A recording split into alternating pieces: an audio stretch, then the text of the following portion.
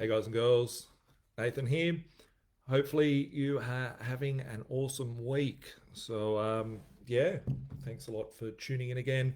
As per every Tuesday night, 8 o'clock thereabouts, hop online and chat to you about what's happening out there in the news, what's happening out there in the economy, what to expect from a finance perspective, and all things investing related, and even a little bit cuckoo related.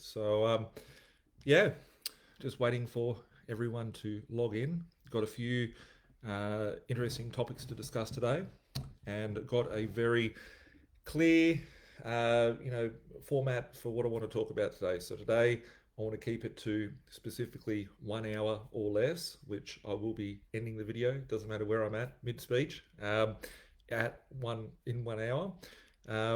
From a perspective of topics that I want to discuss tonight, probably spend about 20 minutes looking at what's happening out there in the media at the moment, looking at what's happening out there in the economy. There's been some big changes as of this week. They're calling in the US Black Monday that had occurred yesterday. Yeah, I'll be looking at what's happening out of the news for about 20 minutes. I want to talk about silver, gold, Bitcoin, and then spend about 20 minutes looking at some of your questions that you've been shooting through. If you do have any questions for this evening, I've got a lot of people that have texted through the hotline on the phone here. I will give you this number, so make sure you write this number down. This number is 0426 887 564. So if you have any questions throughout the evening, please feel free to send a text over to that number. I will post it onto the Facebook page 0426 887 564. I'll only be answering questions into this number. Whoops, not trying to end that. Here we go. Posted. So getting straight into it, everyone. Looking at the news, it has been a fun week in the media. Lots of interesting stuff out there.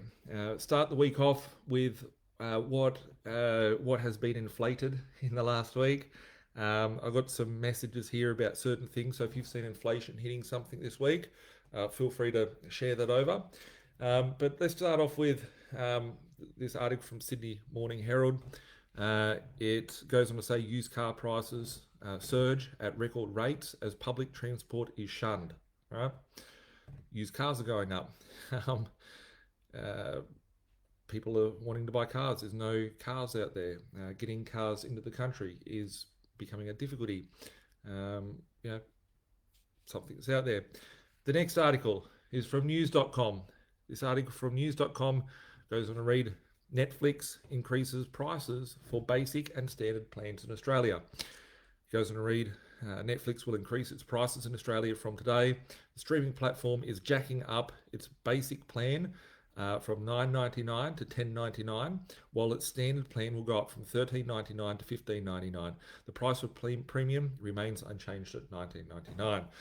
Just whilst we're on that note, that is expensive, right? When you're considering the brainwashing that it's doing to you, the programming, the stuff that they're putting out there is some weird, whacked up stuff. For those of you that I wouldn't even think to watch it, there's some videos on there that are very, very sick and twisted at the moment. For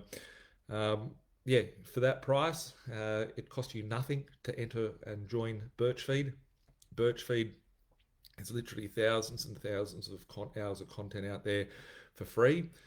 You can join Birch Feed for free. Just go to birchfeed.com. That's birchfeed.com.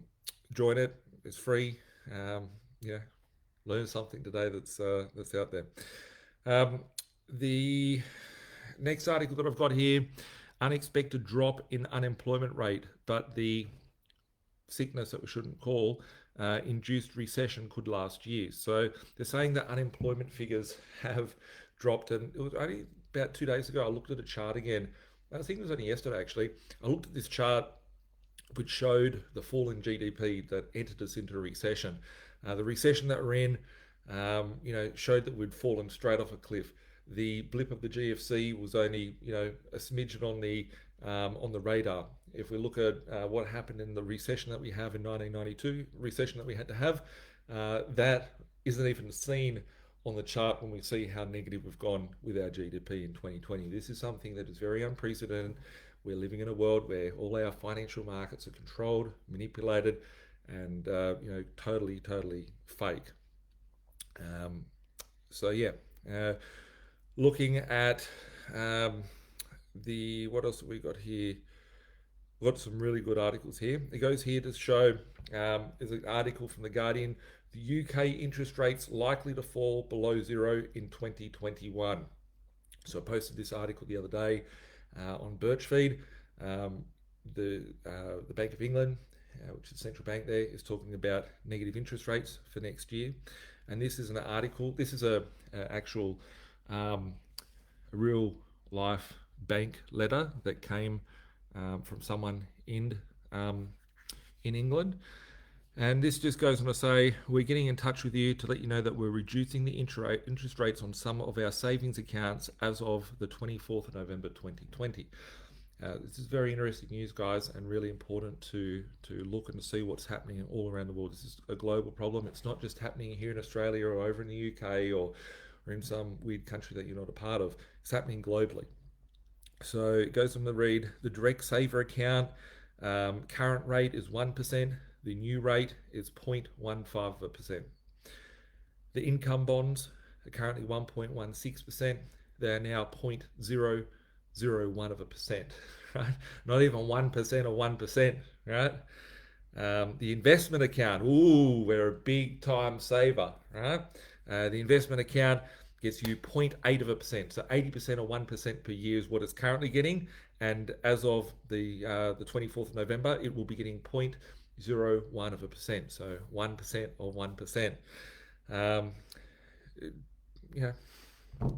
What else can I say, right? Most people will feel, this is what the uneducated will do, is that they'll go out there and believe that they're doing the right thing by saving cash, having physical cash, having money in their bank account, and will be protected throughout this.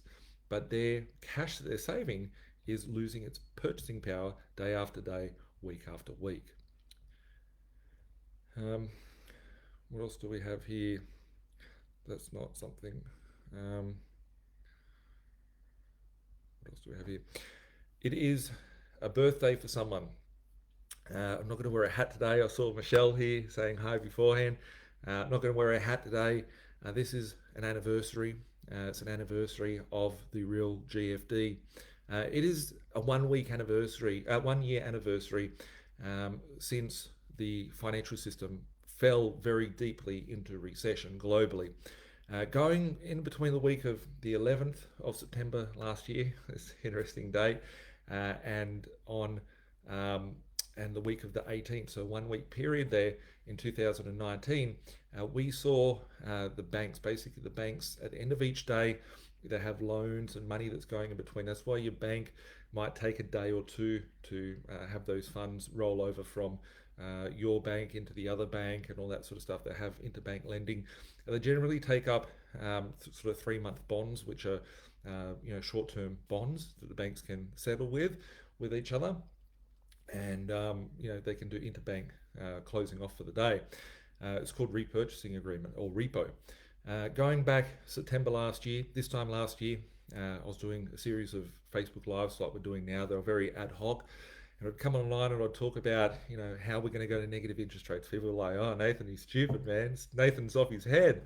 There was people who asked me, like, I thought you said it was going to fall off a cliff right now. We're seeing interest rates go down. How come things started to go back up? And, the reality is I didn't have the answer at the time. But what happened in that week between the 11th and the 18th of September 2019 was the repurchasing agreements got taken over via the New York Fed. And basically, one of the banks have gone bankrupt last year, which weren't talked about. This was never on the news. One of the banks have gone bankrupt, and there's not enough funds there. Whether we call it bankrupt or insolvent, there wasn't enough liquidity in the banks, and they didn't have confidence to close off at the end of the day. The New York Fed had to come in and offer repurchasing agreements. which were like basically 2 week, 3 week, 4 week sort of loans for the banks to close off things. They did this operation for about a week, and they said it'll sit there for a week. Started off with like $20 billion a day. Just thinking about that, right? $20 billion a day, right? Repurchasing. These were loans that were being printed to keep the banks alive, and it said it would last for a week or two, and then every day got more and more. Got up to about $100 billion after about 3 weeks, and it never went backwards. Right? And they're still doing repurchasing agreements at $150 billion a day, right? That they're doing to close off because some of the banking system has gone insolvent and has bankrupted. So, this is a 1 year anniversary since the New York Fed started bailing out the banks using repurchasing agreements and offering short-term lending for the banks to be able to keep themselves solvent. So, just wanted to say happy anniversary to the demise of the currency and the banking system that we have. Looking at some of these other articles that are here. Here's an article from news.com. Let's talk about what the fuck is this? Someone's sending me some spam. No, I don't want to open that. My phone's playing up, guys. Sydney, Melbourne, and Brisbane rent prices plummeted amid scamdemic, RBA reveals. Massive change is sweeping Australia's housing market, and whether you rent, own, or invest, it's going to affect you. Housing prices are the flashy part of the housing market, but the RBA pays very close attention to the rents. Goes on to read to say that rents have fallen in capital cities, which I manage thousands of properties nationally around the country. And we haven't seen that many sort of rents come backwards. There was a little bit of uncertainty in the first weeks around sort of February, March, April this year. People not knowing if we're going into lockdown and what's going on.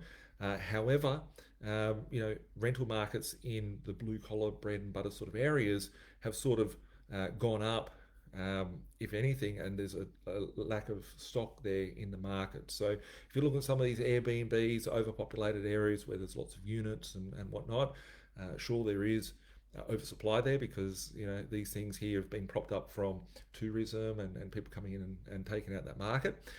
However, the average bread and butter sort of properties out there have not been affected, and those things there. That's why we've always talked about making sure that when you're building a property portfolio or an investment portfolio, you're well diverse and you are protecting yourself from all different aspects. That being that you're trying to build yourself a recession-proof property portfolio, having stuff that is bread and butter. You always have a demand for those properties for occupancy. So it just goes on to solidify that viewpoint. One thing I want to ask as well, right? It's now been how long? Like 8 months since everyone's been scared and running away from a boogeyman. Everybody's getting sick. We've got to crash all the economies. Everyone's got to be locked in their houses under house arrest. Just want to know how many celebrities have died, right? How many celebrities have died from the dreadful disease? How many famous people have died from the disease? I haven't seen one, right? I haven't seen one of these people die yet, right? But there's just these numbers out there, people dying here, people dying there. It's just interesting. It was just a side note. This all reverts back to this shiny metal, which we will talk about shortly. This is a piece of bullion, so I will get onto this in a moment. But here's an interesting article that I've seen here, which was updated about a month ago. Amid the scamdemic, 100 countries applied for emergency financing from the IMF. 70 nations received it, totaling about $25 billion in aid, which isn't really that much, considering that they're printing $100 billion, right? Think about it. 70 nations have come in and applied for $25 billion in aid. However, they're printing $100 billion a day to keep the banking system alive, right? It shows that we're in a very I don't like using the words that are thrown there around out there at the moment, like unprecedented times. And, of course it was unprecedented. We're entering the global financial depression since back in 2016. And the market really did collapse back in the 10th of October 2018. and it's been a life support ever since, and it's now in a vegetative state. It just goes on to say here the IMF to call the current crisis the worst recession since the Great Depression. This isn't the worst depression since the Great Depression. This is the greatest depression of them all. And, some great things will come from that, right? Great things will come from that. However, there has to be a mindset shift from, the actual fundamentals of how our currencies work, and, how money works, and everything that plays on that chessboard works as well. Yeah. Um, I made a little video the other day, and it was just questioning everyone. I was excited by it.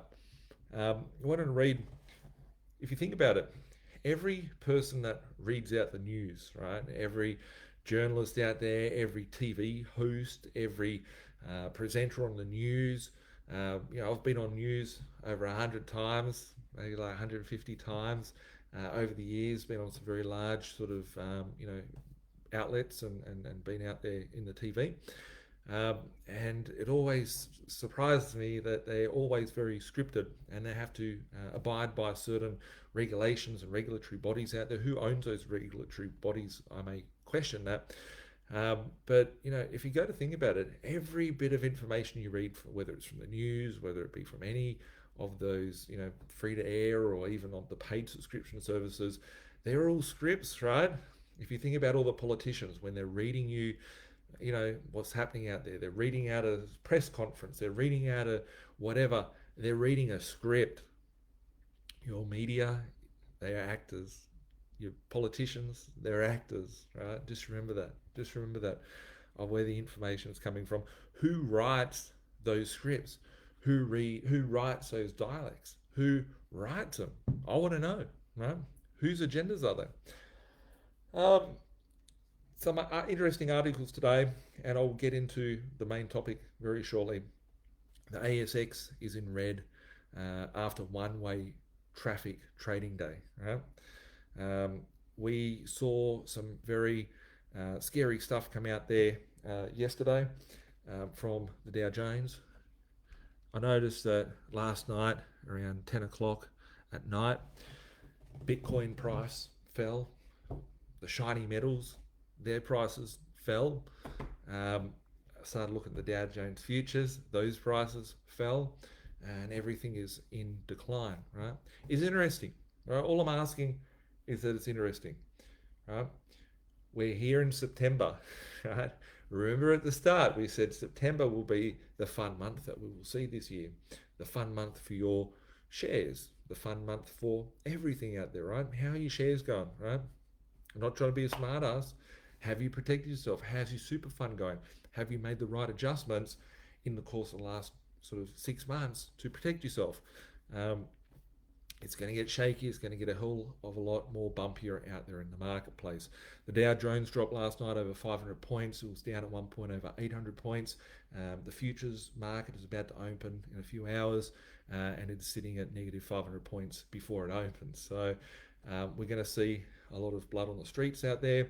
What are they going to do to come and save it? Why is this occurring? They've just put out there, it's due to a potential round 2 of this uncalled sort of sickness, which is causing all of the markets to fall and collapse at that sort of same rate. Or is it a lack of liquidity out there in the system? What do they have to do? They've pumped so much liquidity into the system to try and stave off a recession. What's going to happen when we start seeing the real part of the recession occur? How much money they're going to print out, and how much is going to occur? So yeah, just a few things to keep in mind.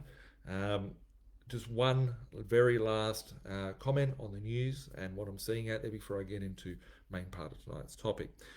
So we've now seen the Bank of England come out and say that they're going into negative interest rates. They will be heading into negative interest rates, whether it's today, tomorrow, next month, next year, sometime in the not too distant future, we're heading into negative rates in England.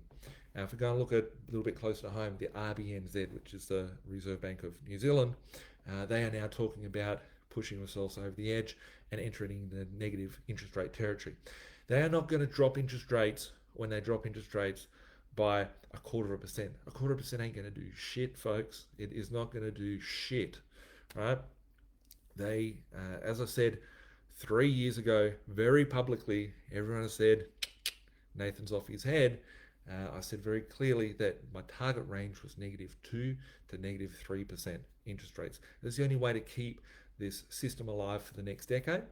And what will come from that ultimately is that we will see the demise of our currency and we'll see massive inflation in every aspect of life. So that takes me as a good segue over to talking my main part of tonight's topic, which is a lot of people keep asking me about gold, silver, Bitcoin. So I want to talk about these things. As always, I'm not your financial advisor. I'm just a dude out there. I say some funny stuff, trying to have humor, trying to enjoy life, and it's just my views and opinions on the world. So don't take any of it too seriously. Why? What is some gold? Let's look at these things. So I've got a little bit of silver here.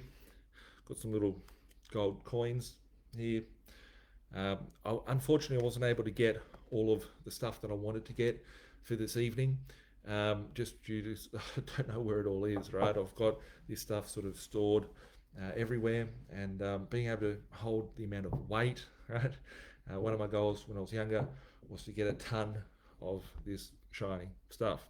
Right, a lot of people say, "Oh, Nathan, you're going to go bankrupt." Imagine when all your debt gets screwed over. Right, all my haters out there. Right. They just think that I'm two-dimensional, but as an investor, I'm multi-dimensional. I invest in all different things, right? I talk about, property, but there's these things, right? There's this little thing here. No, it isn't some sort of thermometer that they point at your pineal gland and do whatever they're doing, pumping radiation in your pineal gland. I want to have a goal of owning a ton of this stuff.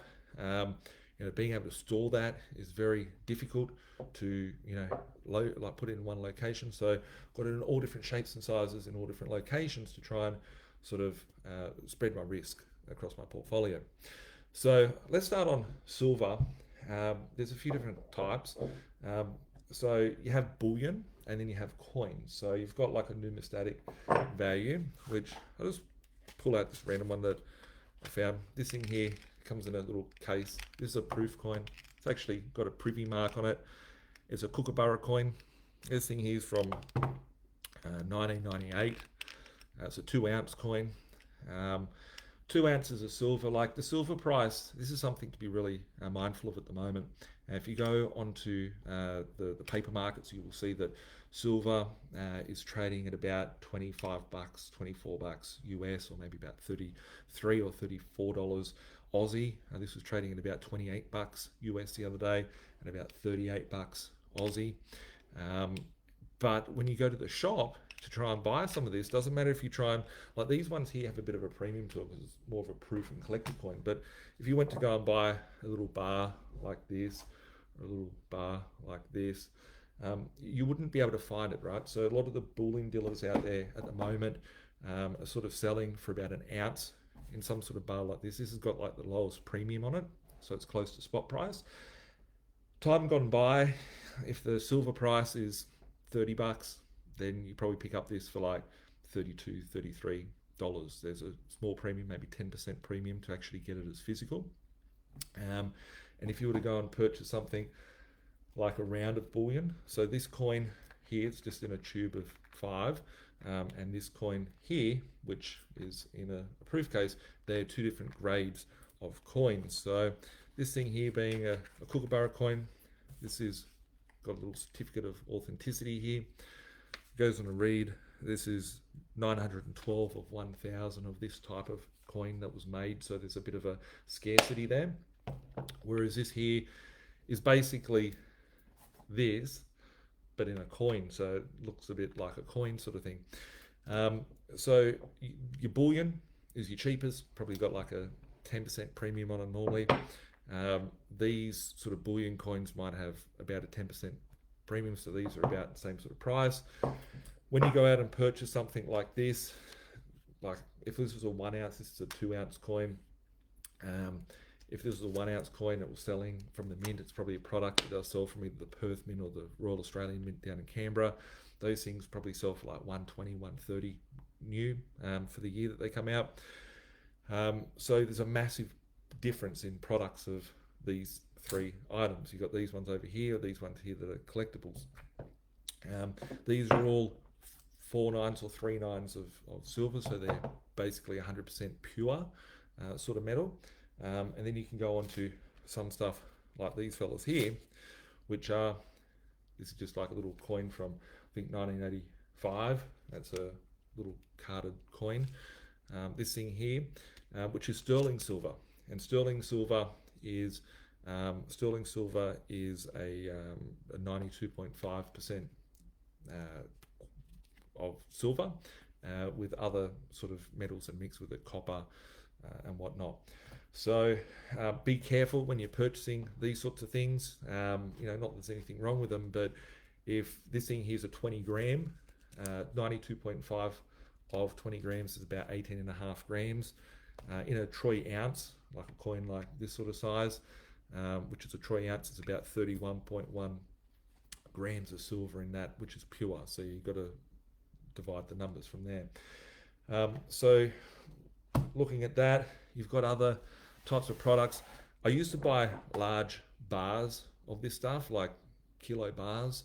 However, I thought if the market goes crazy, then what would occur from a perspective of being able to sell it, right? If you had a kilo and the kilo is about 32 ounces, and let's say it goes to $1,000 an ounce, it's $32,000, whereas that would be $1,000. So there'd be more people being able to spend a smaller amount. You can go on and buy some junk silver, which is generally in sort of, you buy it by the kilo. So this stuff here, these are sort of old Aussie coins that are florins and threepence or 3p or 6p or shillings. These are all metric. These are all metric sort of imperial sort of coins. So before we went from the pounds and the pence to the dollars and the cents, that's the sort of currency that we used as a nation. That stuff has a very low premium because you're buying it basically as a melt cost. So stuff like that, like at the moment, say if the silver price was going to make it up, it's about $1,200 an ounce, $1,200 a kilo. A kilo of that will probably sell for $1,200. A bar might be like $1,300 with a bit of a premium. Coins might end up being a bit more than that again. That stuff there was 50% of that. What else do I have here? I've got here some nice sexy ones. This is the closest I could find to a bar. This here is a Kookaburra Bullion coin. So this is a Bullion grade coin. This one's a 1 kilo. So they come in a set. Well, they don't come in a set. They come in just packaging that you get them on on sheets. So you get them on sheets of 5 and stuff like that. But once again, being able to offload something like this is sort of more difficult being of the sheer size. One thing to note between having a said bar, like this is just a little, I think 100 gram bar, I don't even know what it is, 100 gram bar, or one of these sort of bars, compared to this is actually of the Monetary Act of Australia. So back in previous times gone by, there was a Gold Confiscation Act of 1933, which made it illegal to hold gold between sort of 1933 to 1971, when they devalued and debased the whole currency and took it off the gold standard. So you got bullion grade sort of metal. You've got collectible sort of metal with these things. These are just older sort of types. The reason why over the years I've purchased these sorts of things that are the older ones, I've bought lots and lots of rounds, even though I don't know where they are, literally don't know where they are. They're sort of placed everywhere. And these things is that diversification of my portfolio when it comes to the metal. I have thousands, tens of thousands of solar panels that I've been collecting, which have 20 grams of silver in them, and I use them to mine cryptocurrencies, which is another part of our topic this evening. With these coins here, these things here, I picked these up in crap markets, so I literally got them by boxes, like massive boxes, which have to be stored in all different locations. I try and diversify it as much as I can, and actually store them in different states, so they're sort of spread across from state to state, which would be really important in a time like now, given that people can't even cross borders. If someone needs to go somewhere in a different state or whatever, then you've got access to metal. These things here, like I just got a stack of them here that I had sent over. I try not to have it around because it becomes too much of a sort of holding on to it, and storage of it becomes an issue. So that's from a silver perspective, some of the types of silver you can get. I like these for all different reasons. So if we just break it back down, we've got the big coins. If there was ever any sort of Confiscation Act to come into the future, that is currency, right? If you ever wanted to use the legal tender laws, you could use this currency to get paid in, right? However, I haven't gone down that road. I wanted to create my own currency before I understood that I'd get shot in the back of the head. This was maybe about 7 years ago, and that's before I realized how to use these fellas, right? And this is crypto and Bitcoin. But so you've got bullion grade coins, which are good because they've got a lower premium. They're easier to have it all in one location. If you wanted to have a kilo, then you could just have a kilo bar. Might cost you $1,200-$1,300 at the current rate. If you have these things here, you could break it up and have, let's say this was a 1 ounce silver bar. You could have 31 of them instead of one big one, and it's more divisible. You could have these sort of coins. You could have the other types of coins. The reason why I like these ones is that there was only certain amounts of them printed, and I literally, like, this is just one thing that I could get my hand onto because they were small, but I couldn't be bothered bringing over a whole pile of other bulkier sort of sets. But I literally got in storage like all these sets of coin sets, which might have like weird numbers. They might have like 5.32 ounces worth of 5 coins that are 1.9 ounces. People don't know what they're looking for, and I've been able to accumulate that over the years very, very cheap, below spot sort of price. So that's some of that. If we look at gold, it comes in all different shapes and sizes. Got stuff like this, which is just a gold coin. Something like that's worth about $1,000 in the current market. It's a good way of storing your wealth. You can store them in sort of small amounts like that. You've got little sets. So these things here,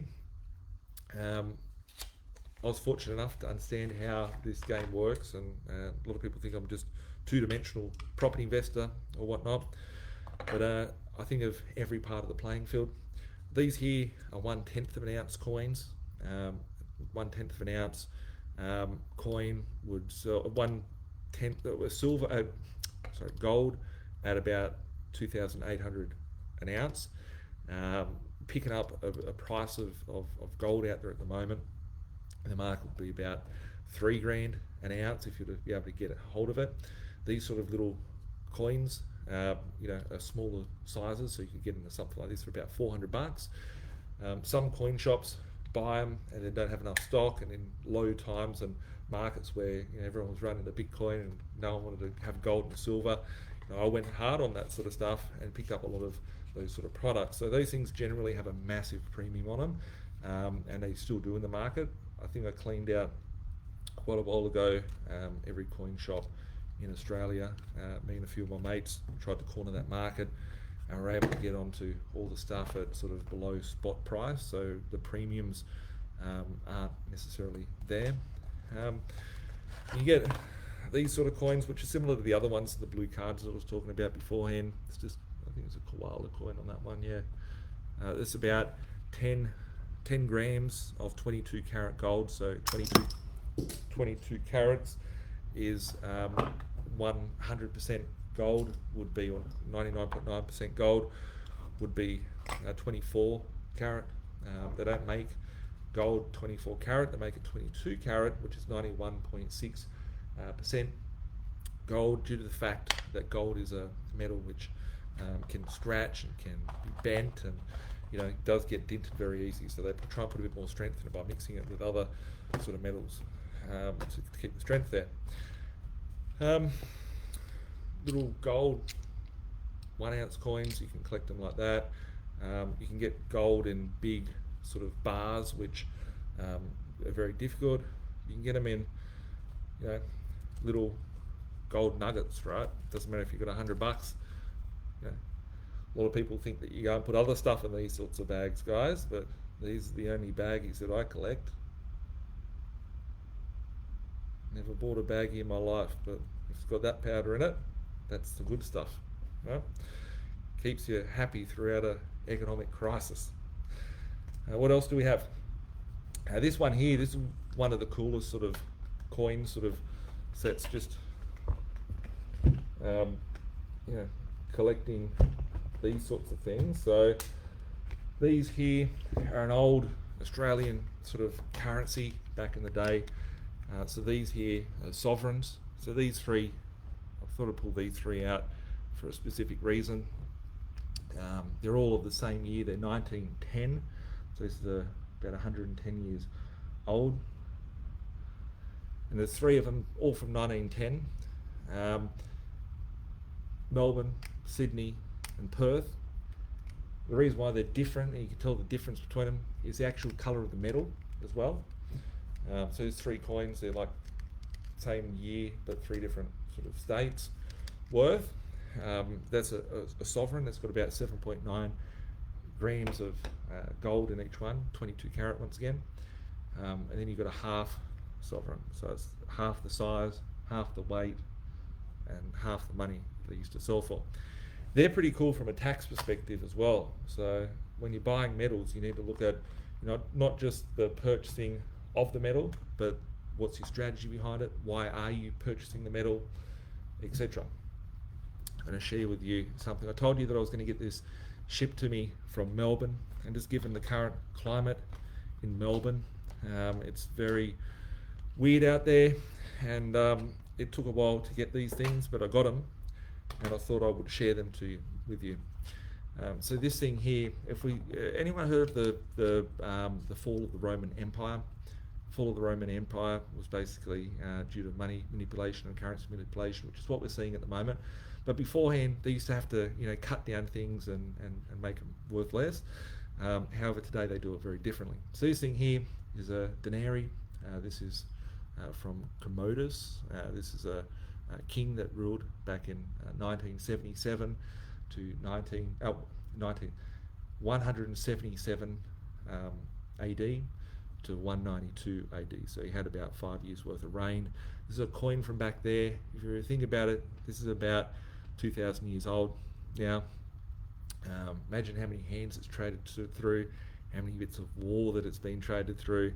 This is an old coin. These things here, are they really expensive? No, maybe like $100, $200 for crap grade. This might be a few $100 for it. These things here were before some religions were even created, right? This just goes on to show that this has been money manipulation for thousands of years, right? This here was Septimius Severus from 193 to 211 AD. This one here, Caracalla, however you pronounce it, from 198 to 217 AD, 218 to 212 AD. Alexander, I don't know if this is Alexander the Great or not. Alexander, he is from 222 to 235 AD, and yeah, there's another one here. So why are all those coins so important? They're not from a silver sort of. They've got silver in them, but they started off smaller, fatter, chunkier, and had higher grades. I think these ones had about 80-90% silver, and as you wound down to the final years of the fall of the Roman Empire, there was less than 50% silver in the currency that they used. So it just goes on to show that that currency fell, that empire fell from printing too much money and currency creation. Used to they have to melt it down and mix it with other metals. Now they do is, they just used to print notes with pictures of criminals printed on them, and now all they do is that they just simply enter digits in and do IOUs at the back of a private corporation. So yeah, looking at, they're just some of the types of metals out there. If you've got questions, shoot over the questions. I will be looking at some of the questions shortly. If you've got questions about any of this, send it over to 0426 887 564. That's 0426 887 564, and I will answer your questions shortly. So they're different types of metals, bit of a story there behind them. There's all different ones, like rupees from India, 1942, 1919, all different types of coins, all different weights of metals that are there. Let's put them back, and then we get on to our favourite one. So this looks like your standard USB, and this thing here is a Trezor. These things here are used for cryptocurrencies: Bitcoin, Litecoin, Monero, EOS, Ethereum.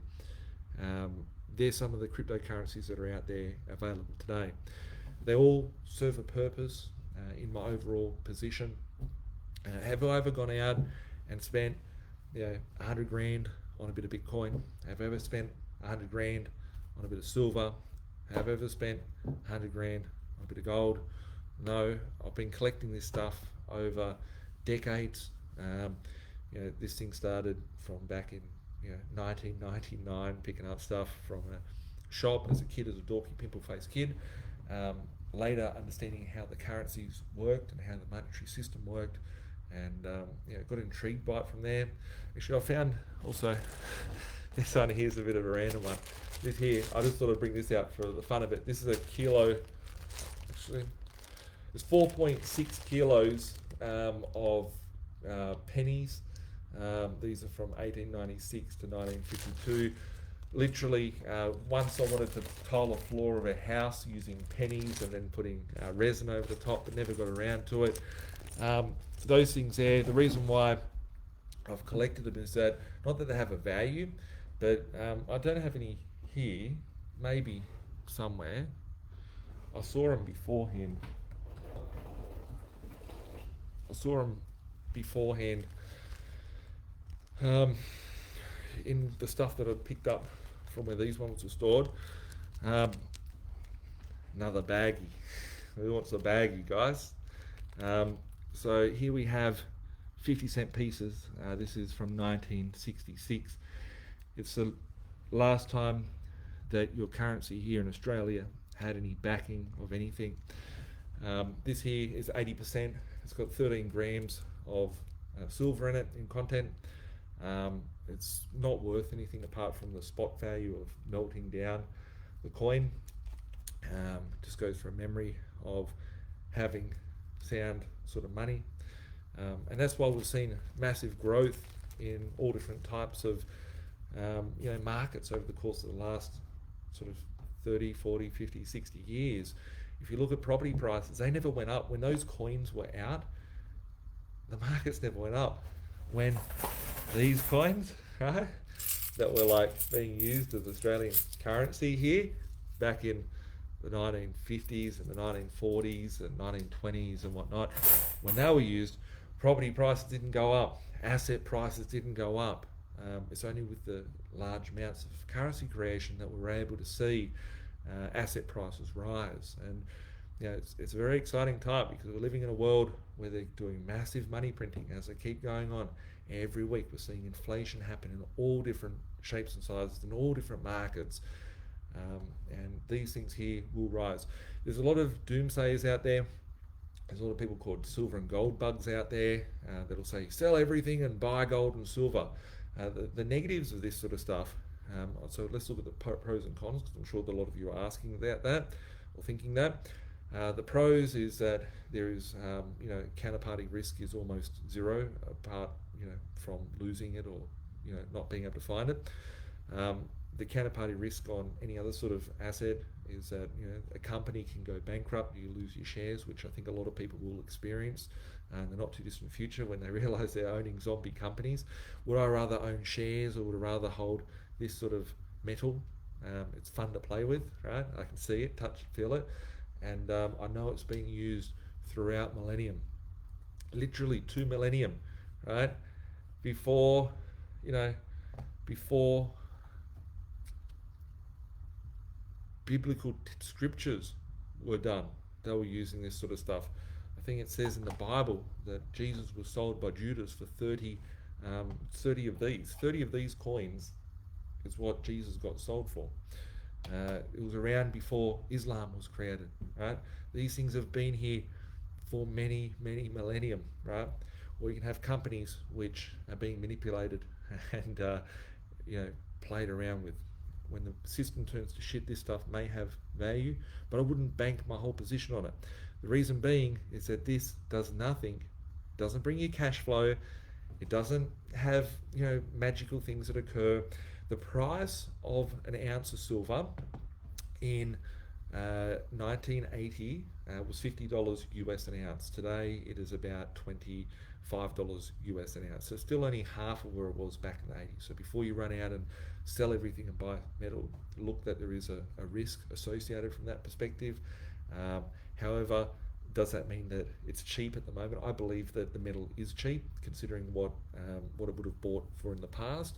I believe in 1918, I was looking up some charts. I was driving with a mate the other week, and we were talking about the price of it. And I was like, can you just do me a favor and Google what the price would have been for 100 years ago? And we found these charts, and it was about $18, $20 going back 100 years ago for this stuff. So, throughout time, it has kept up with inflation. It's a good hedge against inflation. It is a good way to store your wealth.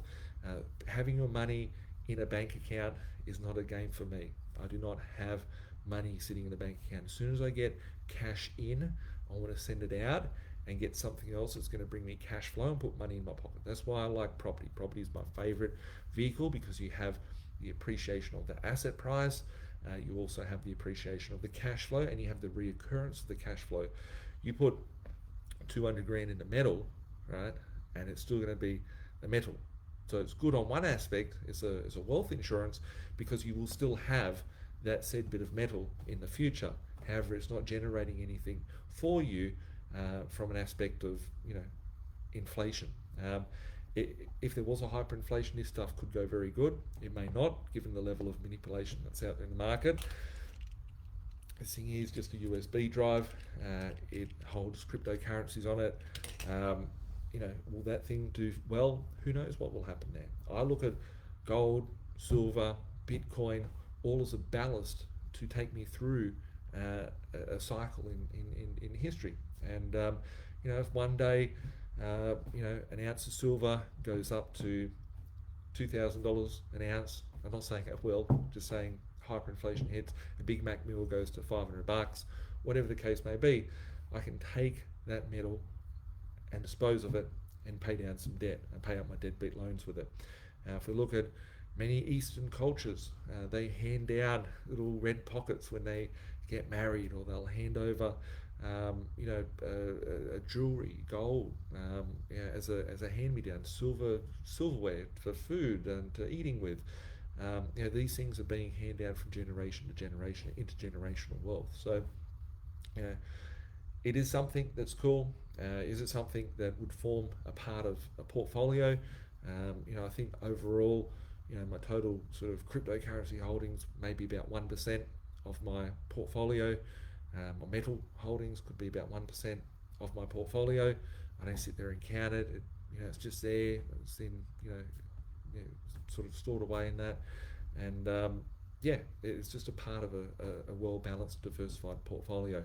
The reason why I called the business B.Invested, going back 11 years ago when I started it in 2009, when we were in the middle of the GFC, it's due to the fact that I'm an investor, and property is my favourite go-to.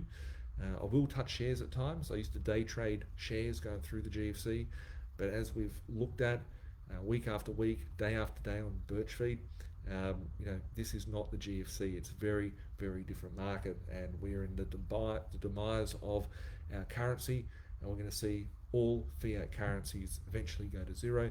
Will that happen straight away at the moment? I don't think it's going to happen in right this minute, but I do think that we will see further sort of demise of it over the course of the next decade. So as promised, I said that I would keep today's videos to 1 hour. We're at 50 minutes, and I've got some questions in from the community. If you have any questions, feel free to send them through to this phone. I will not be looking through the messages here.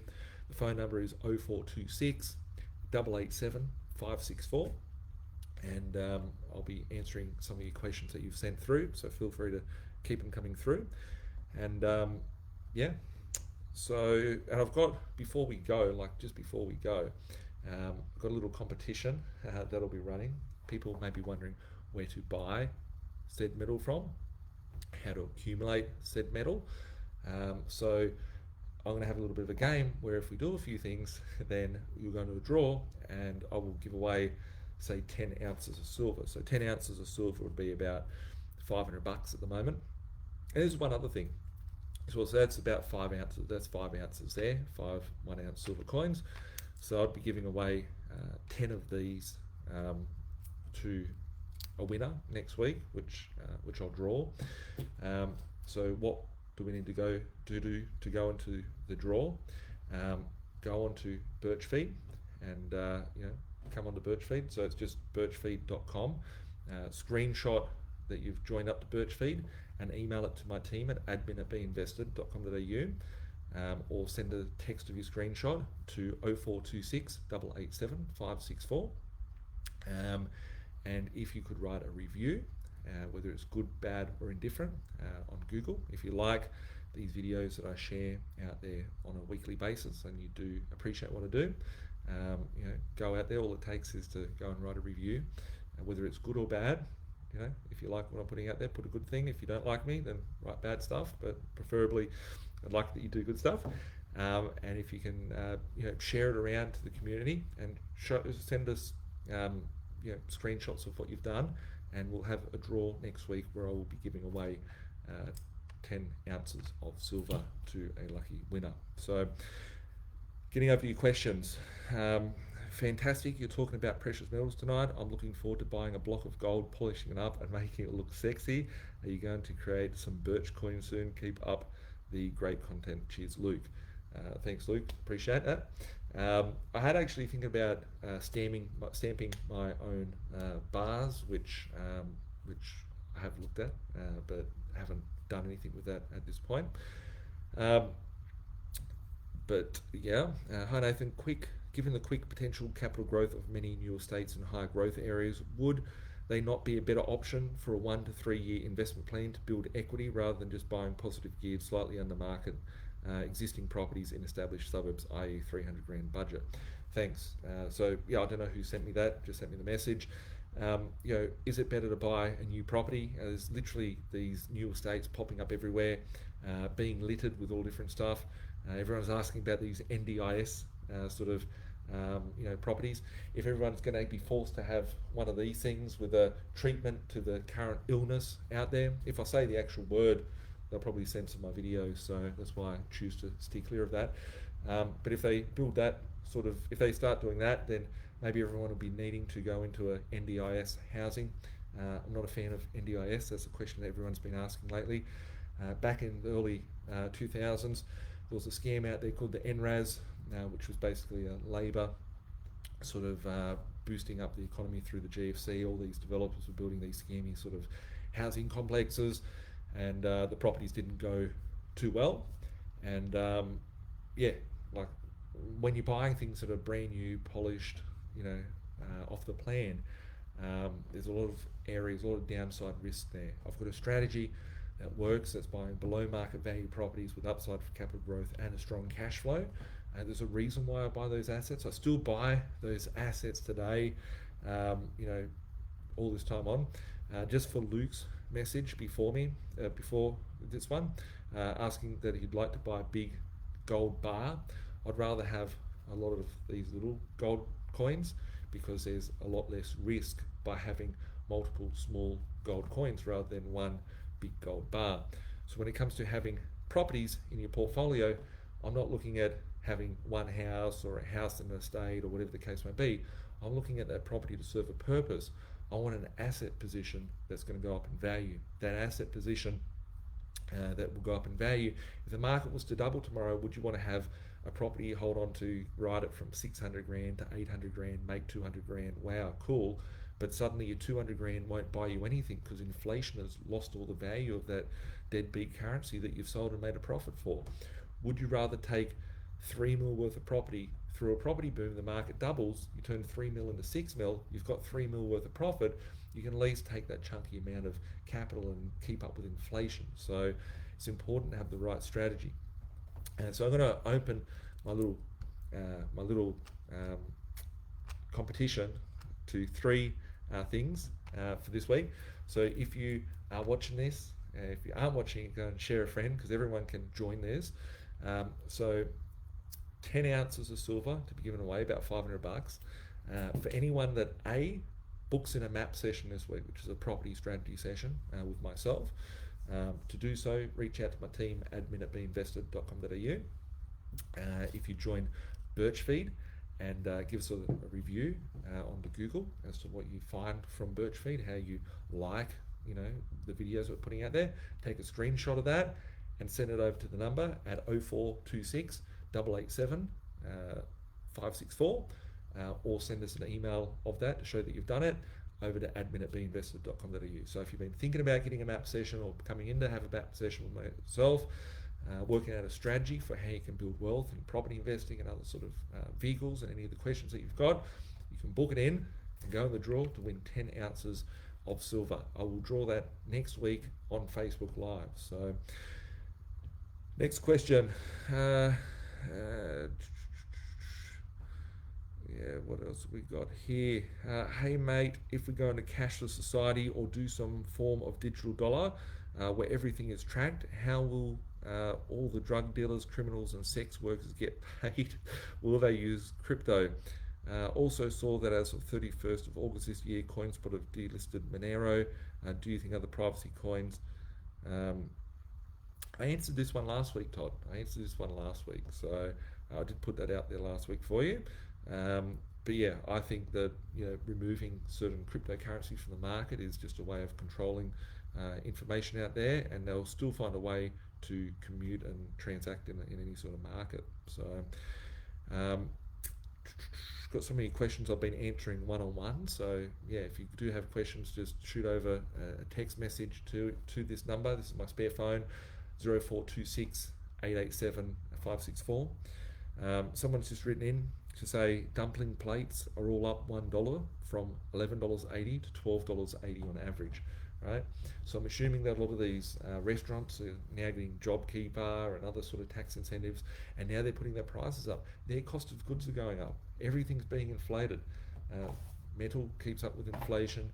Property prices go up. They get inflated away. The cash flow, being the rent that comes in. In 1980, when this coin was put out, it was probably sold for $30, $40, maybe $50. It'd probably be about $50. Has a face value of $10. I was picking these up a year ago, 2 years ago, for $15 each, which is less than the silver value that is in them. However, the rent on a rental property was probably only $10, $20 a week for rent. So everything's getting inflated in the markets out there today, and will continue to do so. I do note that it has been 59 minutes. We've got less than a minute left, which I'll be ending this video.